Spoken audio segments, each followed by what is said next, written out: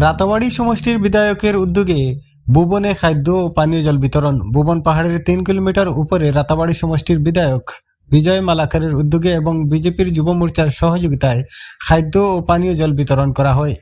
শুক্রবার সংবাদ মাধ্যমের সাথে কথা বলতে গিয়ে ভৈরবনগর মণ্ডল যুব মোর্চার সভাপতি সৌরভ দাস বলেন, মানুষের সেবা করাই তাদের উদ্দেশ্য, একে অপরের সাহায্য করাই মানব ধর্ম, মানব সেবাই পরম ধর্ম। এই কথাগুলোকে মাথায় রেখেই আসলে এই উদ্যোগ হাতে নেওয়া হয়েছে। 3 দিন ব্যাপী তারা খাদ্য সামগ্রী বিতরণ করেন। রামকৃষ্ণনগর সমষ্টির পক্ষ থেকে জানাই মহাশিবরাত্রির শুভেচ্ছা। সবার জন্য মহা ভুবন এবং শিবরাত্রি দেবাদিদেব মহাদেবের কাছে সবার সুস্বাস্থ্য এবং দীর্ঘায়ু প্রার্থনা করি। আজকে আমরা ভারতীয় জনতা যুব মোর্চার কার্যকর্তারা রামকৃষ্ণনগর সমষ্টির বিধায়ক বিজয় মালাকার দাদার উদ্যোগ নিয়ে আজকে আমরা ভুবন পাহাড়ের চরণ মন্দির থেকে প্রায় 1000 কিলোমিটার উচ্চতায়, সব থেকে বেশি উচ্চতায় আজকে আমরা এই আহার আর জল বিতরণ করছি। তো আপনারা সবার কাছে আমি আপনার মাধ্যমে অনুরোধ রাখবো, আমাদের বিধায়কের জন্য সবাই দীর্ঘায়ু কামনা করেন। বিধায়ক যেভাবে সার্ভিস দিয়ে যাচ্ছেন, এতটুকু উচ্চতায় আমাদের ভ্রমণ তীর্থযাত্রীদের সুবিধার্থে জল এবং আহার বিতরণ করছেন। তাই সবাই যাতে আমাদের বিধায়কের জন্য কিছু প্রার্থনা করেন এবং বিধায়কের যাতে সুস্বাস্থ্য এবং দীর্ঘায়ু কামনা করেন, সেটাই আমার। আপনি সমাজের জন্য কি বলবেন?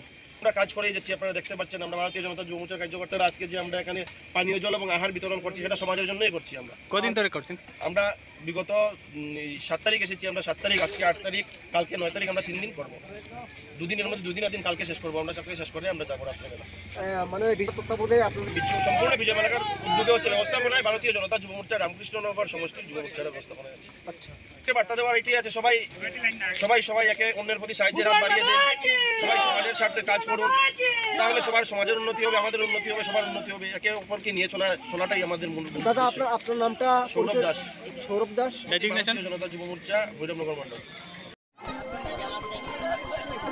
যারা এখানে এসেছেন প্রত্যেককে বলছি, ওনার কাছে আমরা অনুরোধ জানাচ্ছি,